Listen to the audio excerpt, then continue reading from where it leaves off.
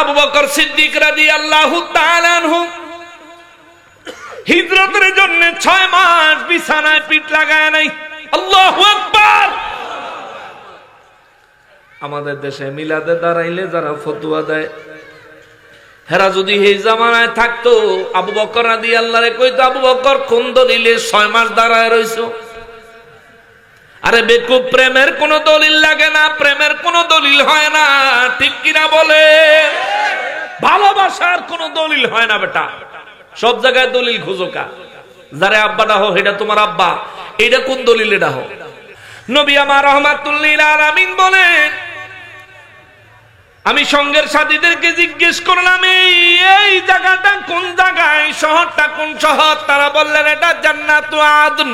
সুবহানাল্লাহ, এটা জান্নাতুল আদন, এই জায়গায় আপনি থাকবেন। আমার নবী রাহমাতুল লিল আলামিন বলেন, আমি উপরের দিকে তাকায় দেখি মেঘের চাইতেও সাদা, মেঘের চাইতেও সাদা বিশাল একটা প্রাসাদ দেখা যায়। আমি আল্লাহ চাই তোমাদের তওবা কবুল করতে, বান্দারে তওবা কর, তওবা কর, তওবা কর। কেন না আমি আল্লাহ তোদেরকে বানাইছি বড় শখ করে, বড় মায়া করে। ফেরেশতারা মানা করছে, তাদের মানা শুনি নাই। আমি আল্লাহ ইচ্ছা কইরা, আগ্রহ নিয়া তোদেরকে বানাইছি। এখন তোরা গুনাহ কইরা জাহান্নামে চলে যাবি, এটা আমি আল্লাহর পছন্দ নয়। বুখারী শরীফের ৭০৪৭ নম্বর হাদিসে মোবারক, আমার নূর নবী রাহমাতুল লিল আলামিন প্রতিদিন ফজরের নামাজের পরে সাহাবায়ে কেরামদেরকে নিয়ে মসজিদে নববী শরীফে বসতেন। নবী জিজ্ঞাসা করতেন, আজকে আপনারা কে কোন স্বপ্ন দেখছেন বলেন? সবাই বলতো। আর আমার নবী রাহমাতুল লিল আলামিন একে একে প্রত্যেকের স্বপ্নের তাবির আমার নবীজি বলে দিতেন। একদিন আমার নবী রাহমাতুল লিল আলামিন ফজরের নামাজের পরে সমস্ত সাহাবায়ে কেরামদেরকে ডেকে বলে, সাহাবীরা রে, আজ রাতে আমি নবীর সাথে একটা অলৌকিক ঘটনা ঘটেছে, অন্যরকম আশ্চর্যজনক ঘটনা ঘটেছে। সাহাবায়ে কেরাম বলেন, হুজুর ঘটনাটা যদি একটু বলতেন আমরা জানতে চাই। আমার নবী রাহমাতুল লিল আলামিন বলেন, তাইলে শোনো। রাতের বেলা আমি বিছানায় আরাম করছি, দুইজন ব্যক্তি আইসা আমি নবীর ডাক দিয়া উঠাইয়া নিয়ে গেল, বলে চলেন। হঠাৎ করে দুইজন ব্যক্তি আইসা আমারে সালাত এবং সালাম পেশ করে বললেন, হুজুর চলেন। আমি নবী রাহমাতুল লিল আলামিন তাদের সালাত এবং সালামের জবাব দিলাম। জবাব দিয়ে আমি নবী রওনা দিলাম। কোন কাহিনী না, বুখারী শরীফের ৭০৪৭ নম্বর হাদিস থেকে বলছি, অনেক বড় হাদিস শরীফ।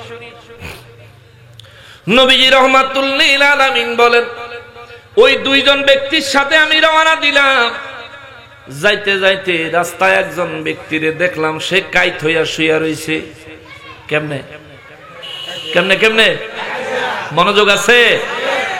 নবী বলেন, একজন ব্যক্তি দেখলাম কাত হয়ে শুয়ে আছে। আমি নবী রাহমাতুল লিল আলামিন তার দিকে তাকায় রইলাম। তার মাথার কাছে একজন ব্যক্তি বড় পাথর নিয়ে দাঁড়ায় আছে।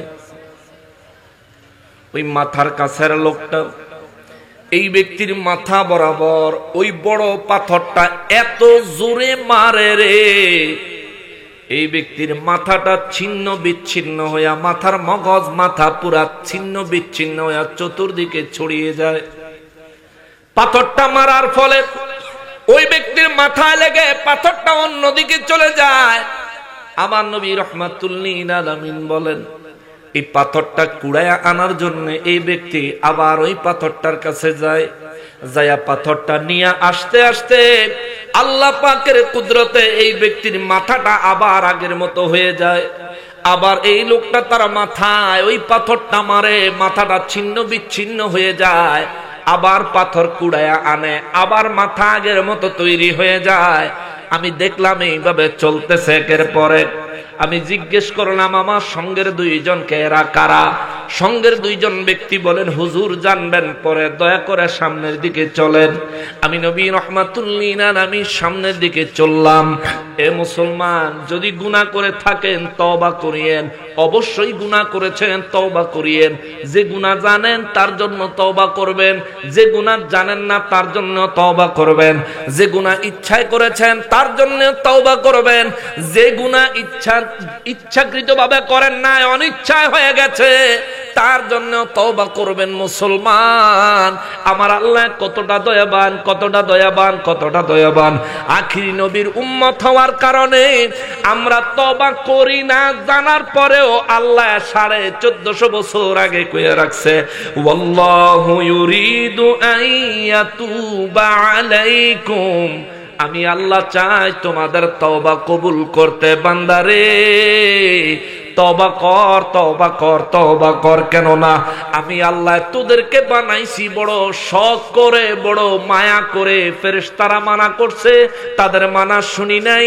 আমি আল্লাহ ইচ্ছা কইরা, আগ্রহ নিয়া তোদেরকে বানাইছি। এখন তোরা গুনাহ কইরা জাহান্নামে চলে যাবি, এটা আমি আল্লাহর পছন্দ নয়। গুনাহ করছো তো করছো, শয়তানের ওয়াসওয়াসায় পড়ে করে ফেলেছো।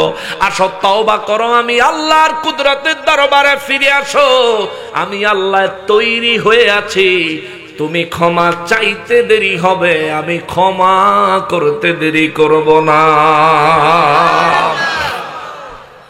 আমার দয়াল নবী রাহমাতুল লিল আলামিন বলেন, ওই মাথায় আঘাত করা লোকটার থেকে একটু সামনে আগায়া গেলাম। মাথায় আঘাত করে যেই লোকটা সে কাত হয়ে শুয়ে আছে, আর একটু সামনে যায় দেখি একটা লোক চিত হয়ে শুয়ে আছে। ওই লোকের কাছে একজন ব্যক্তি একটা আকড়া নিয়ে দাঁড়িয়ে আছে।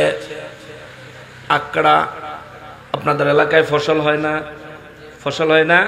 ফসলের মধ্যে দেখবেন চিরুনির মতো লম্বা লম্বা লোহার ইয়ে থাকে, এটা দইরা আগাছা ঘাস উঠানোর জন্য জমিরে মাথাতে মাথা টানে। এটারে কি কয়? আচ্ছা, মাশাআল্লাহ, আমরা এলাকায় আছরা কয়, চিরুনির মতো আর কি আমাদের এলাকায়ও। কিন্তু হাদিস শরীফ এটার বাংলা আসছে, শুদ্ধ ভাষায় আকড়া বলে আর কি, চিরুনির মতো। নূর নবী রাহমাতুল লিল আলামিন বলেন, যে লোকটা চিত হয়ে শুয়ে আছে, ওই লোকটার সামনে একজন লোক এরকম একটা আকড়া নিয়ে দাঁড়িয়ে আছে। ওই লোকটা তার মুখের কোণার মধ্যে আকড়াটা লাগায়া তার মাথার পিছন পর্যন্ত টান দিয়া ছিঁড়া ফালায়। আল্লাহু আকবার।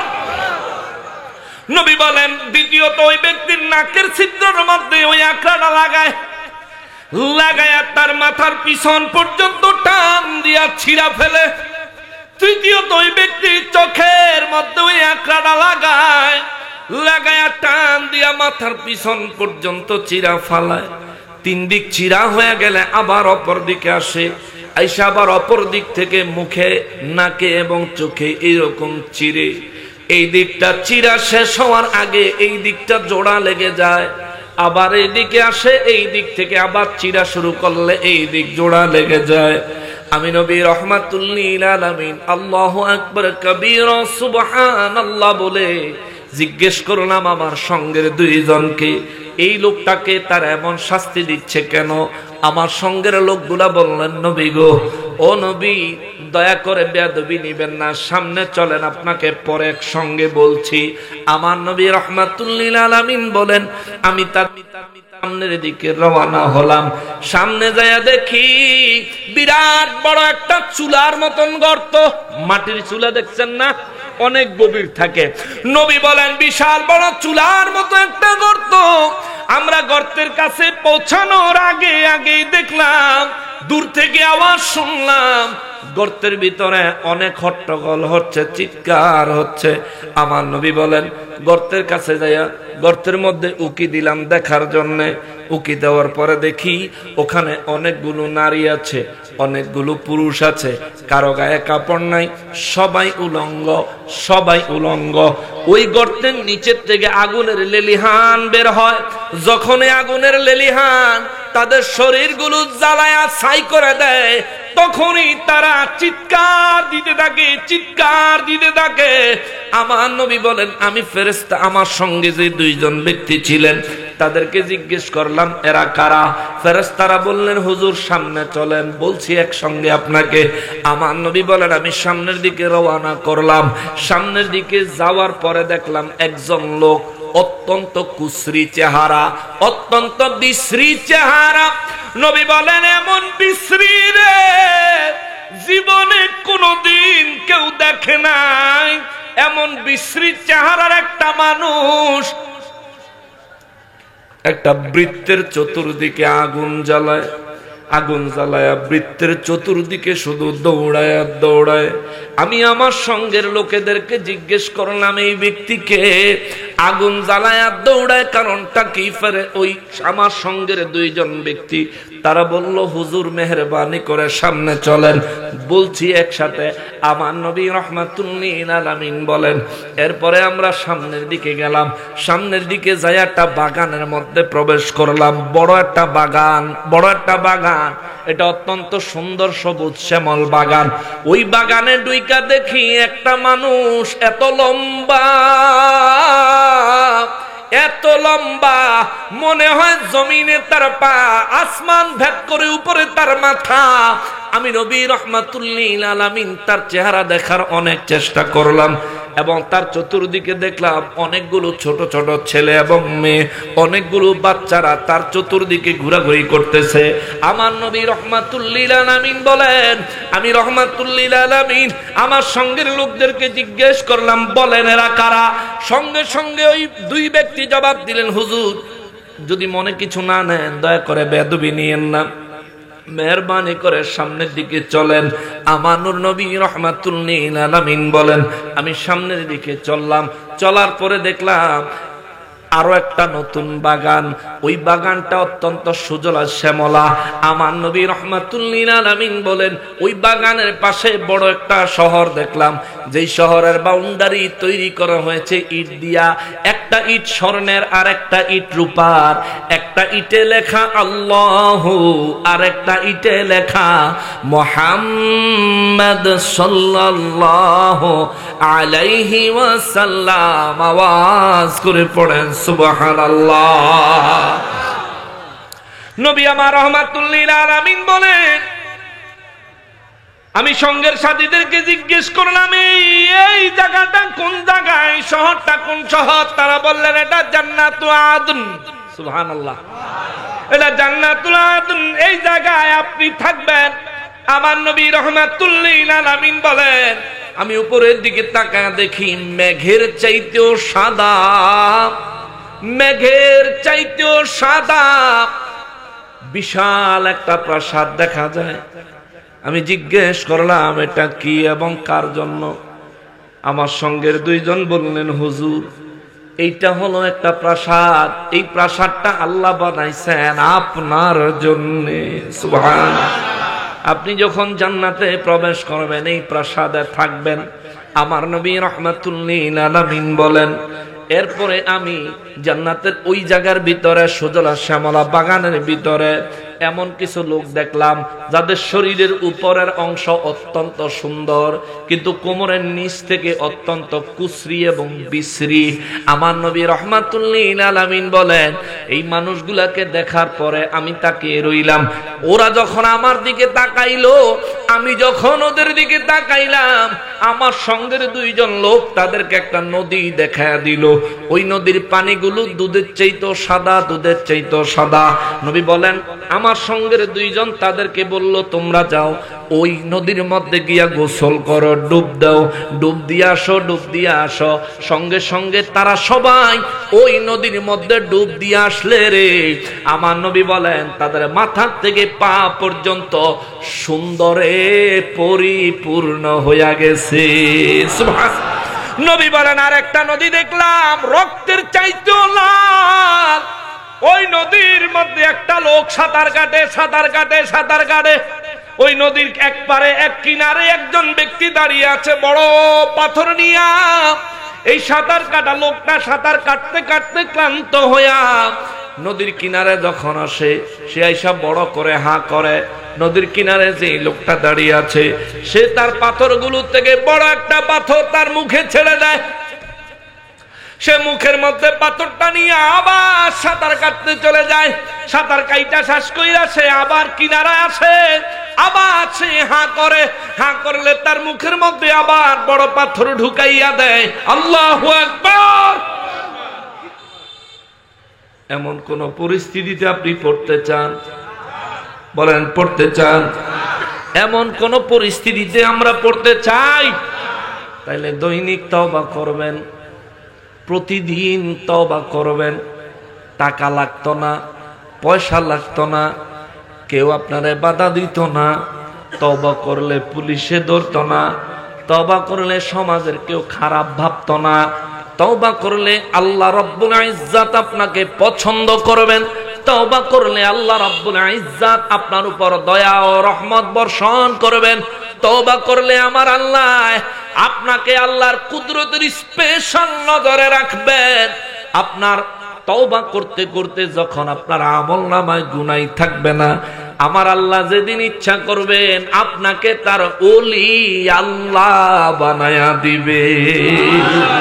জোরে কন্যা সুবহানাল্লাহ। মুসলমানের আরিফ, আমার প্যারা নবীর উম্মতের আরিফ, আমার নূর নবী রাহমাতুল লিল আলামিন বুখারী শরীফের ৭০৪৭ নম্বর হাদিসে মুবারক থেকে বলছিলাম, আমার নবীর সঙ্গের দুইজন ব্যক্তিদেরকে বলেন, আমার জন্য যে প্রাসাদ বানানো হয়েছে আমাকে ছেড়ে দাও, আমি তোমাদের জন্য দোয়া করি আল্লাহ রাব্বুল ইজ্জাত তোমাদেরকে বরকত দান করুক। আমাকে ছেড়ে দাও, আমি আমার প্রাসাদে প্রবেশ করতে চাই। আমার নবী বলেন, আমার সঙ্গে দুইজন ব্যক্তি বলেন, নবী গো এখন না, এখন না, এখন আপনি প্রাসাদে প্রবেশ করার সময় হয় নাই। আমার রব্বুল ইজ্জাত যেদিন আপনাকে জান্নাতে প্রবেশ করাবেন সেদিন অবশ্যই এই প্রাসাদ আপনার জন্য বাসস্থান হবে। আমার নবী রাহমাতুল লিল আলামিন বলেন, তাইলে ফেরেশতারা রে? আমার নবী বলেন, আমি জিজ্ঞেস করলাম এতক্ষণ আসতে আসতে যেই সমস্ত বিস্ময়কর ঘটনাগুলি দেখলাম, এই ঘটনাগুলো সম্পর্কে আমি জানতে চাই।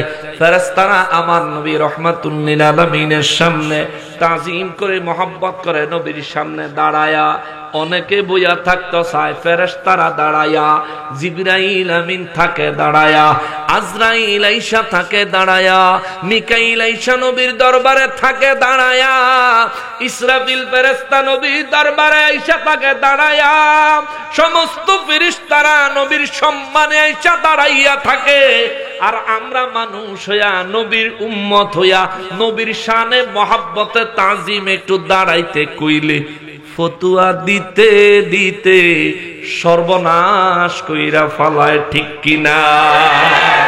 হে বেটা, আমার নবীকে আমি দাঁড়াইয়া সম্মান করি, সালাম দেই, মহব্বতের সাথে সালাম দেই, এটা আমার ভালো লাগে। তোমার ভালো লাগে না, তুমি দিও না, আমি দেই। বাধা দাও কোন যুক্তিতে? কেন তুমি বাধা দাও? একটা হাদিস না লাগায়া দেয়, যে ব্যক্তি চায় তার জন্য কেউ দাঁড়াক, সে যেন নিজের ঠিকানা জাহান্নামে বানায়া নিল। যে চায়, তো নবী তো চায় নাই। নবীজি যদি চাইতেন তাইলে সে না আমরা এটা অপরাধ হইত। নবীজি তো চান নাই, আমরা মহব্বতে দাঁড়াই।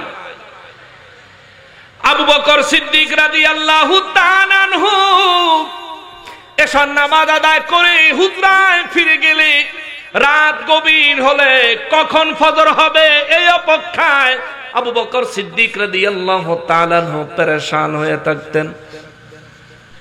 ফজরের নামাজের ওয়াক্ত হতে দেরি হচ্ছে, তাহাজ্জুদের ওয়াক্ত হতে দেরি হচ্ছে। অপেক্ষার সময় কিন্তু সহজে কাটে না, ঠিক কিনা বলেন?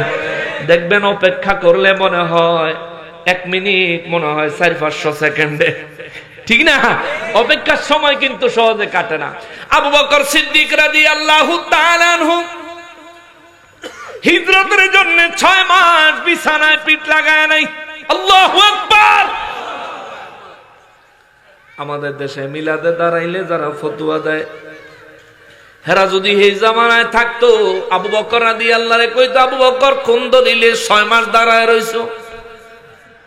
আরে বেকুব, প্রেমের কোন দলিল লাগে না, প্রেমের কোন দলিল হয় না, ঠিক কিনা বলে? ভালোবাসার কোন দলিল হয় না বেটা, সব জায়গায় দলিল খুঁজোকা। যারে আব্বা ডাহো এটা তোমার আব্বা, এটা কোন দলিলে ডাহো? বিনা দলিলে আব্বা ডাহো বেড়া, ঠিক কিনা বলেন? বিনা দলিলে আব্বা ডাকো। তো নবীর শানে আইলে তোমার এত দলিল লাগবো কা? আবু বকর সিদ্দিক রাদিয়াল্লাহু 6 মাস দরজায় কান লাগায়া দাঁড়ায় রইল, ঘুমাইলো না, কোন দলিল লাগে নাই, নবীর প্রেমে দাঁড়ায় রইছে রে, ঠিক কিনা?